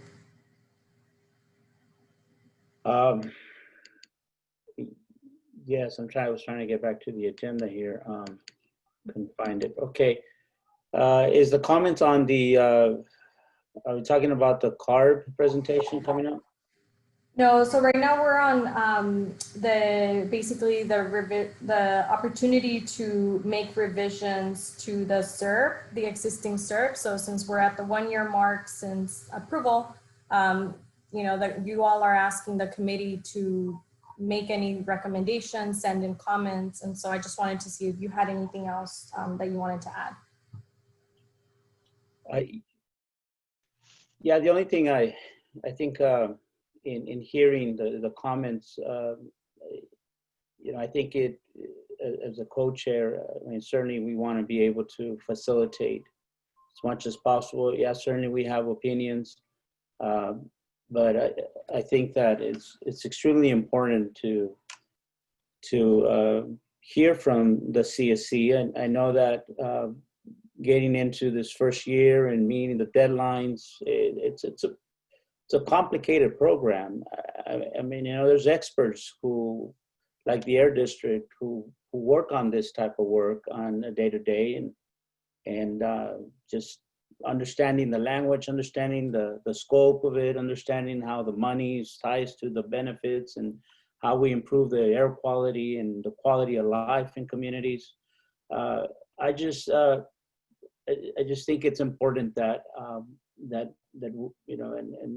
and I know that the chair, we talk, as partners as well quite a bit, and just try to continue to find ways to make sure that we are creating the space and providing the mechanisms for the CSC to provide us, to the best possible ideas, strategies, so that we can continue to enhance at every opportunity the SERP document. It is a living document.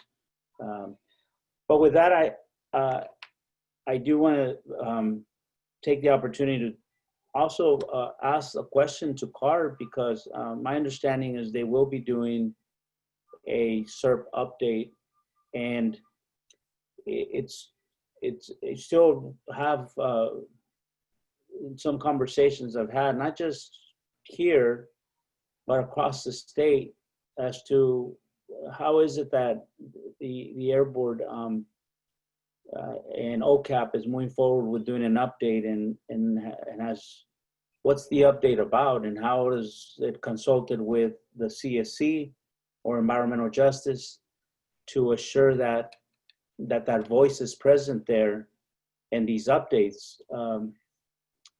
How does it choose what updates are critical and important, and is it our message?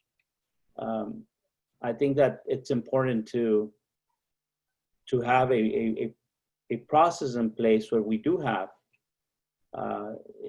the participation and review what these updates are, making sure that they are truly representative of the opportunities and challenges that we face. Well, this is Dave from CARB, and I can kind of respond to that now if you'd like, or if you'd like to wait for after some of the conversation from the steering committee. It's up to you guys, really. I'm sorry, Dave, I didn't hear that. I'm sorry, I was saying that I can definitely respond, and I can respond now if you'd like, or if you'd like me to wait until after some of the discussion from the steering committee. I don't know if you'd like to respond now or respond later. I leave it to the chair. I just brought up that comment. Chair, you tell us when the appropriate time is to It seems timely to respond now. Whenever it's appropriate. I think I heard Matt would say it's okay to respond now. So, Yeah. So I think Luis is referring. We are having a board hearing coming up on the 24th of this month, and that originally sort of came about with regards to when our board considered the 2 emission reduction programs that were being considered for the San Joaquin Valley back in February. So this was actually after our board approved your emission reduction program in January. And at that time, the board had asked that there be a report back to the board with regards to those 2 communities in San Joaquin Valley. But since that time, it was recognized, maybe it might be an opportunity for us to at least do an initial report back on implementation for all of the year 1 communities that were developing emission reduction programs.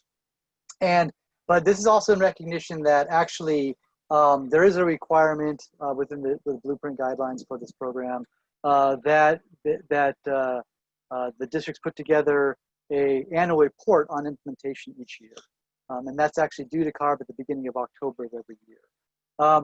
So it's a little interesting timing. I mean, we are going to our board on the 24th, but that's really an initial sort of discussion on implementation. Realistically, once those annual reports are submitted to CARB in October, we also plan on at least providing a report to the board on implementation based on those final annual reports. So we are working with the districts now, and with reaching out to steering committee members now with regards to the 24th. The logistics are still sort of being worked out as far as what we will be discussing and how the actual discussion will occur at that board hearing. But we are trying to work with the steering committee and the district as far as on those logistics of that meeting. May I just ask a clarifying question? Of course. Okay, so when you say now, is it like right now, this moment, or now when? Now later in the agenda, or because I don't believe that we've heard that this update or seen what exactly OCAP is going to be updated on. My concern is OCAP going to show up and say, look how great we're doing? Or is it going to be representative of what the CSC has identified as concerns? And look, I mean, we have I think a much better CSC, a lot better, perhaps. A lot of communities are struggling. They don't have a seat at the table. And I'm also concerned about those communities that don't have a voice in their committees. Not every committee is as I guess as productive as ours. So when you say you can reach out to the CSC, can you explain exactly, David, what you mean by that? When, how? Well, I think that as part of the discussion, I believe that the idea was to reach out to the co-chairs of this committee to begin that discussion and try and determine, like I say, logistics for us are still being determined as far as how the board hearing will actually work. But our intent was to reach out to the co-chairs of the steering committee and work through that channel. Okay, I'll just say that it seems to me that the time is against us. This meeting is coming up. It's not giving us a whole lot of time, but I'll certainly sit with the coach or co-chair and go from there and see if this is going to work within those timelines to provide meaningful engagement of the CSC. And like I said, we are definitely looking to work with both of you. Okay, great. Thank you both. Do any of the committee members have any questions or concerns regarding this item? I don't see any comments in the chat. If you would like to say something, you can unmute yourself now.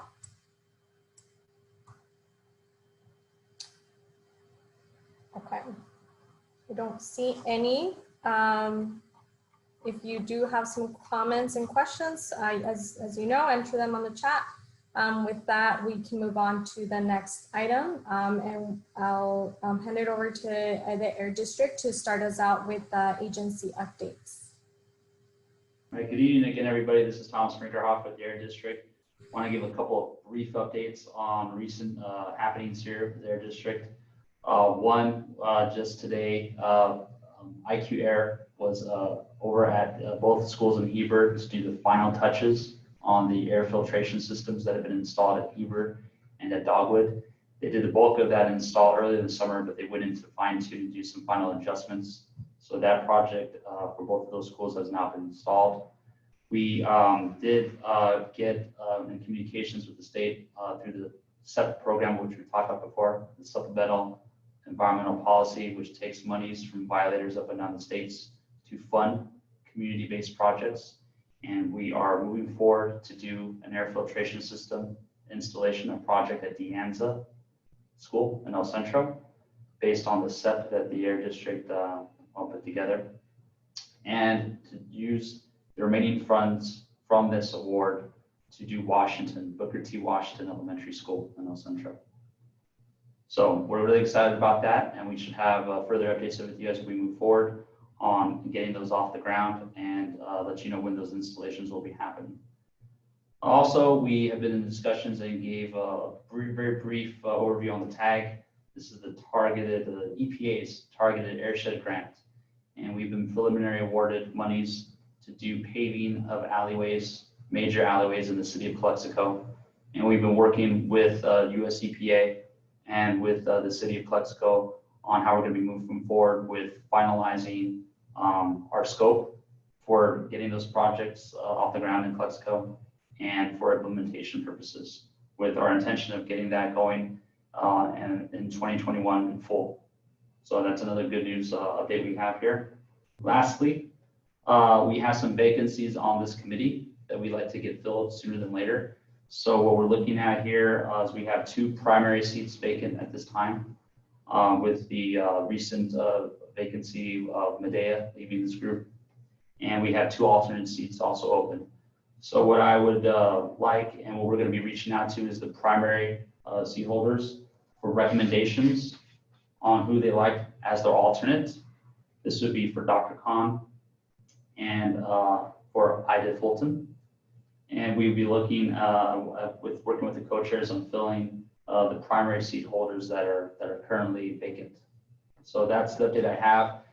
With that, if there are people you have in mind, the primary seat holders, please put in the applications or ask us for those applications for the committee members, and we'll send them to you so you can get that alternate in. And just want to let you know that's where we are, so we can get this committee whole again.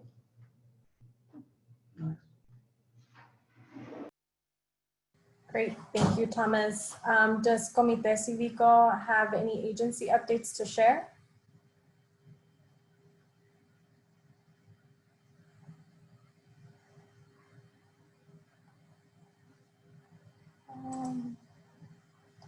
Okay, I'll check with CARB. Would you all have any updates to share? I know you recently just mentioned the board meeting happening on the 24th. Anything else?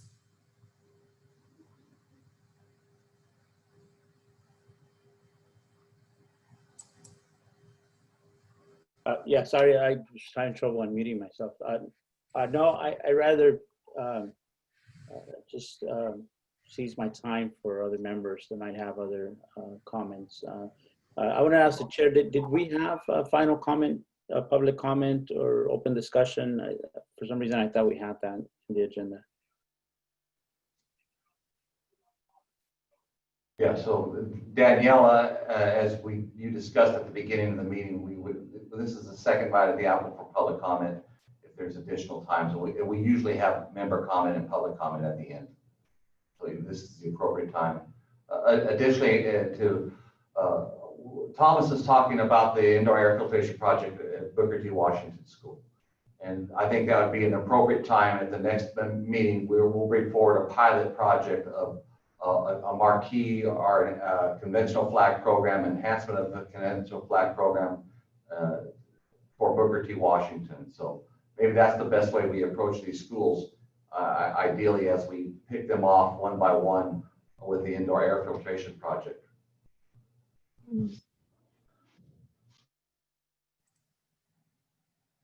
Great, thank you all. I don't see any comments from CARB, so I'll assume that there are no other agency updates from them. And that,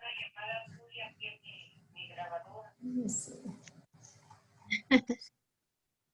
Okay, no, I was just making sure that wasn't CARB unmuting themselves. Okay, with that, oh yes. Sorry, this is Dave, and I was just confirming. No, I don't think there's any other updates from us. Great, thank you. Okay, Mr. Desert, would you like to move on with the agenda topics, or do you want to transition to the extended public comment? I want to clarify that. Let's start with the agenda topics. Is there any suggestions for agenda topics from the steering committee? It's John Hernandez. Go ahead. It's John Hernandez, and I had, with ample time, requested to the agenda makers list last time to provide the committee with an update on the El Toro expansion, and I received no response whatsoever. I think the request is reasonable in view that the El Toro feedlot is in the corridor, and it's of concern to us as to what's going on there for the community of Heber. So I'd like to, really think about providing a high-level report to this committee as to what's going on in the expansion of the El Toro feedlot. Thank you. Yeah, I can respond to you there, Johnny. Originally, that was being put on the agenda.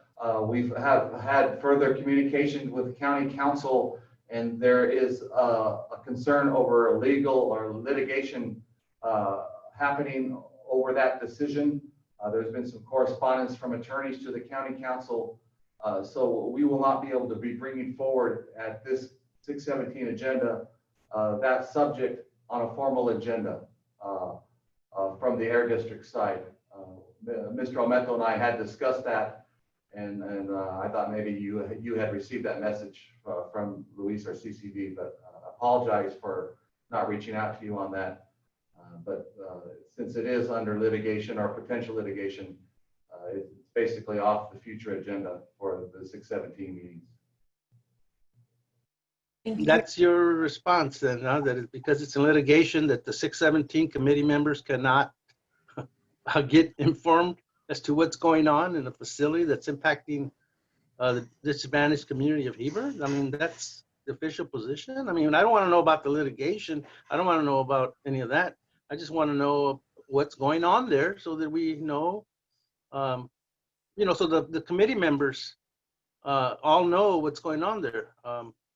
I guess I'll just research the public documents then. Thank you.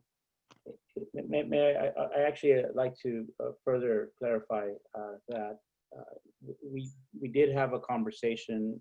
I did have a conversation with Matt, the co-chair, and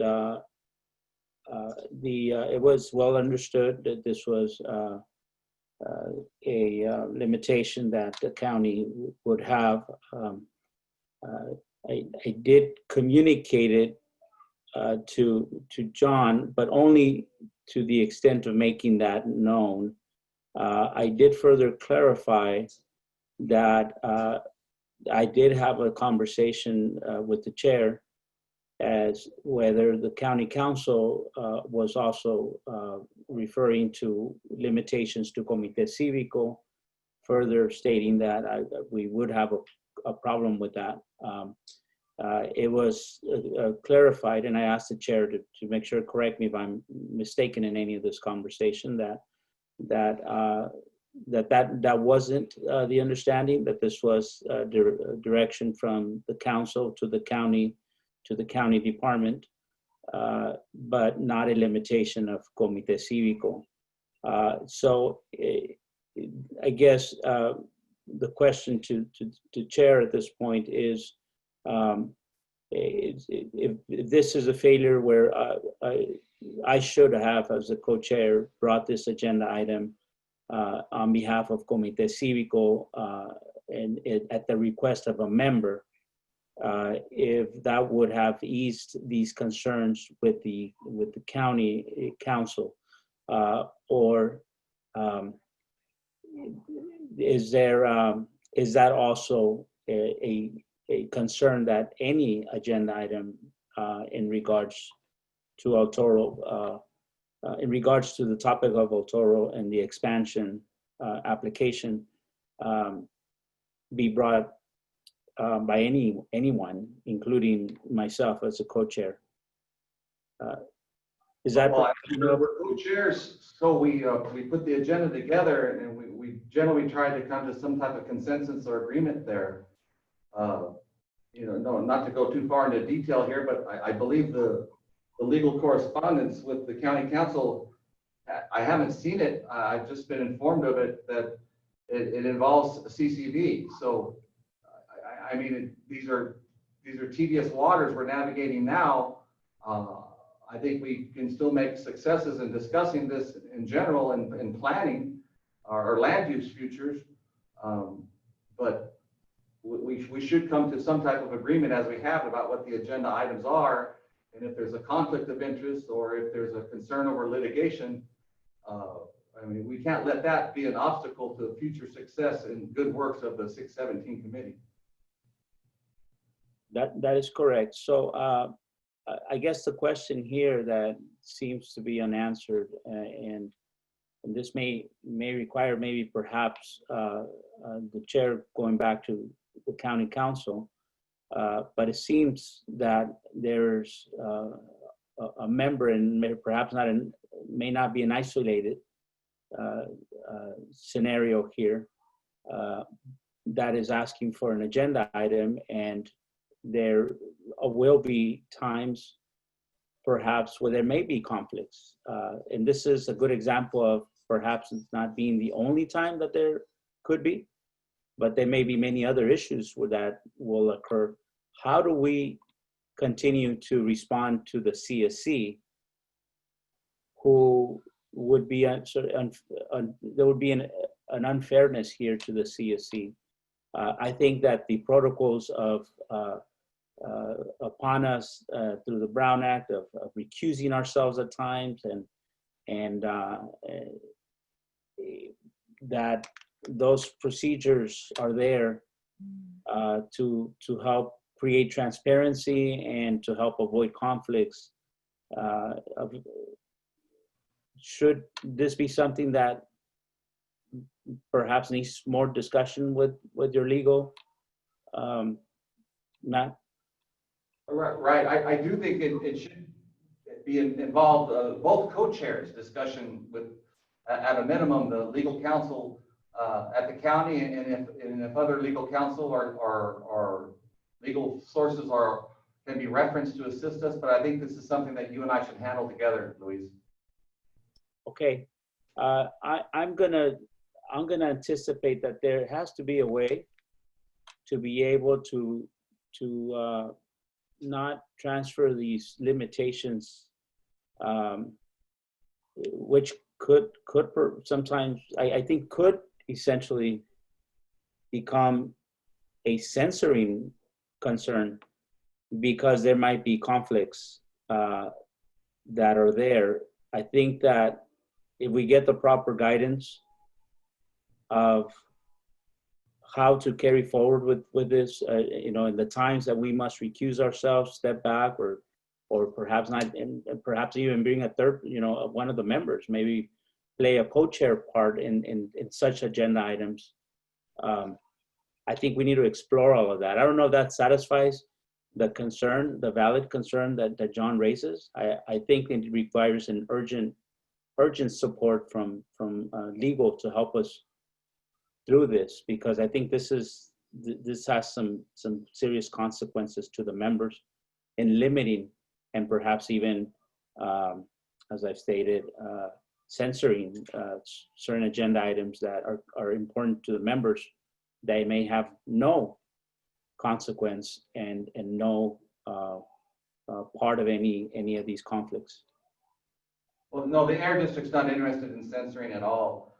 In being in California, in the leadership role on environmental concerns and the progressive government that we have in California has assisted us to where we're at today. It's assisted the environmental justice movement. I think here again, Luis, I think that you and I should have both two discussions. We should have discussions with the county council and Imperial, and then perhaps have the same discussion with the California Resources Board legal counsel. Maybe the CARB members, participants tonight could assist us here in looking into this.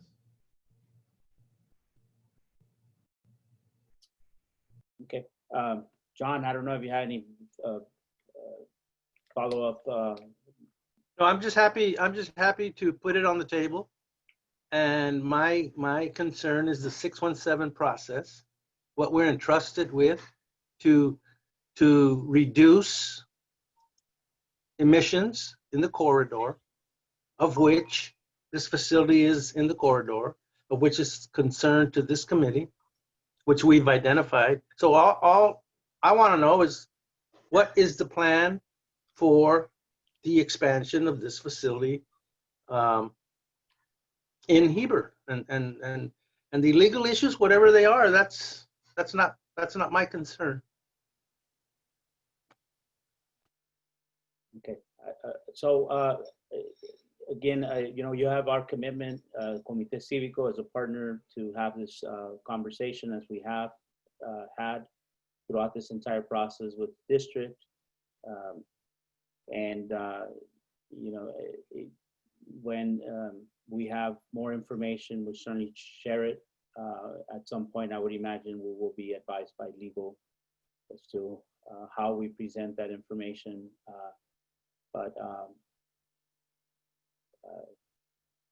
I think we have a responsibility to figure out how do we continue in this process of addressing important agenda items without allowing these scenarios where there are legal proceedings occurring that they do not interfere with the progress of the CSC. So Hi, yes. that's. I have a question. Go ahead, Mr. Oliva. So I just want to make sure that I understand all this because I'm listening to this discussion and I want to make sure that like my deciphering code is still working. From what I'm gathering, the County Board of Supervisors decided to take an action on expansion of a project. Board of Supervisors being the direct supervisors of Mr. Matt Desert.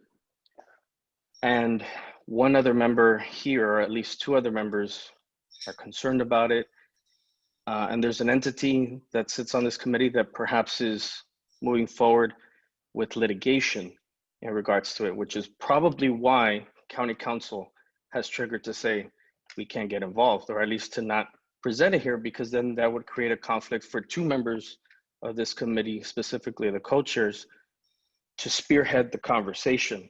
So I would assume then that either litigation be dropped so that there is no conflict in order for perhaps any future litigation be spearheaded by this committee, or I think what Mr. Almeida was alluding to, that be a completely different person, a third party that is not involved in litigation, to be the one that presents a unbiased, neutral perspective as to what is going on with this project that would then satisfy Mr. Hernandez's perspective. Because like I've been a staffer for a long time, and I totally get the predicament that both Mr. Almeida and his co-chair, Mr. Desert, are in, because there's only so much they can say if they're pursuing an advocate position on it. And so I just want to make sure that I'm hearing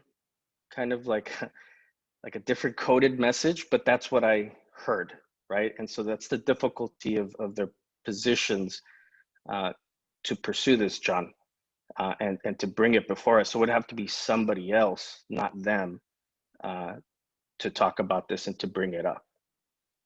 That is. Am I correct? That is correct, Mr. Oliva, and thank you for characterizing. I would go further characterizing as there is, at this point in time, it is anticipated. There is anticipated. So that is why there's not more information or public information at this point. And so we are all carrying out our duties as co-chairs and as chair in this meeting that Mr. Desert in caution and advice. And what I was proposing, which is going to be the discussion that I anticipate having with Mr. Desert, is that, and what I would propose to Mr. Desert in that conversation is that we have a third person, unbiased, step in. And it is a very common practice when there is a conflict, you excuse yourself and you allow this unbiased person to carry the agenda item forward, and carry the discussion and serve as the chair for those times that agenda item comes up. So that's the conversation I would have with Mr. Desert. Is that the way you understand it, Mr. Desert? I think it's a very spot on advice or direction that Mr. Olivas has brought forward. I think it could have some potential. Again, we'll have to consult, or I will have to consult with the county council from my side. And then when I do that, I would like to do that with you, so you can hear the messaging and the communications firsthand, and perhaps CAR, but perhaps there could be a third party to do this type of a presentation or research. Great. Thank you all. We have one final comment from Diana. You can make your comment kind of quickly at this time. I know we're over the 7:30 mark, so go ahead, Ms. Diana. Hi, good evening. I have a question. Are we allowed to maybe ask AB 617 to just send us the info that is already gathered about the El Toro expansion without, saying that we're going to do, get enforced or anything. I believe that's one of the things that Mr. Hernandez is asking for, is he wants more info. Can the info be sent? What is already out there as public, information? And that way, at least we have info, we can make our own, thoughts or whatever, and go from there. It doesn't have to be an action item. It doesn't have to be on the agenda, just requesting some info, because I think that other than us that live here in Heber, I think that other people may not even know what's going on. And until we have the full spectrum of the information, I can tell you that half of Heber doesn't know what's going on. So, but until you have the full spectrum of information, it's very difficult to make an assumption. It's very difficult to make a thought, or, what we want to do. From the Air District side, another very spot on read and advice from Diana. Thank you. And we'll definitely take that into discussion and do everything we possibly can to follow through on both the comments from Mr. Olivas and from Diana.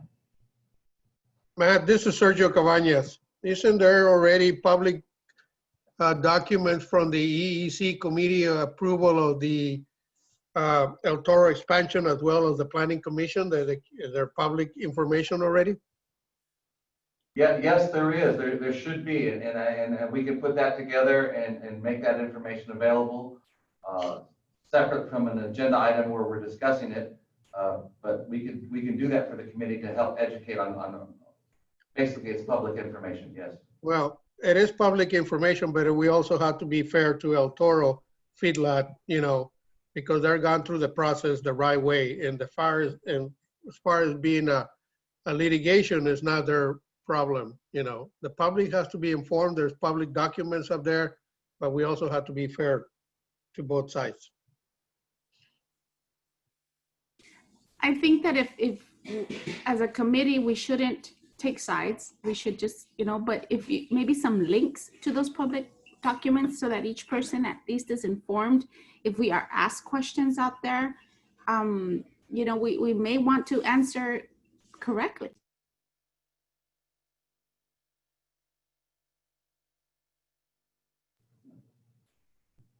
We will definitely lean towards that direction, and we're discussing it here, and I'll be discussing that with Mr. Ometo to do everything we can to get that information out. Okay, great. Thank you all for bearing with us. So we want to make sure that we have time to vote for the next meeting. Anyone else who wanted to submit comment regarding this topic, we will ask that you submit a written comment via email, and we'll be sure to include that into the public record. So with this, now we can just go ahead and propose the next committee meeting for October 14th, and I'll look to Mr. Desert to go through to look for a motion from the committee to approve that or suggest a different date. So we're looking for a motion to set the next meeting for October 14th at 5:30, a Zoom call just like this. Is there a motion? And So moved. So moved by John Hernandez. Second by Sergio Cabañas. Great.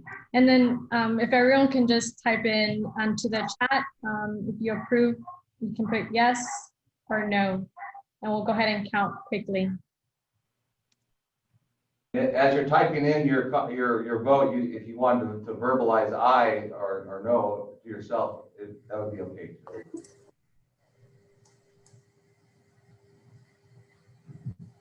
Ooh. And, Yeah, and feel free to enter those for everyone to see, to make sure that they're captured into the record.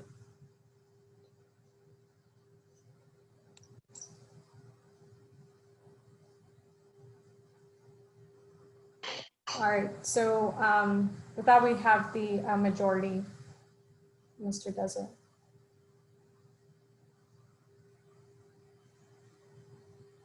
With that, the meeting can be adjourned. Thank you, everyone, and thank you, CCD and Mr. Almeto.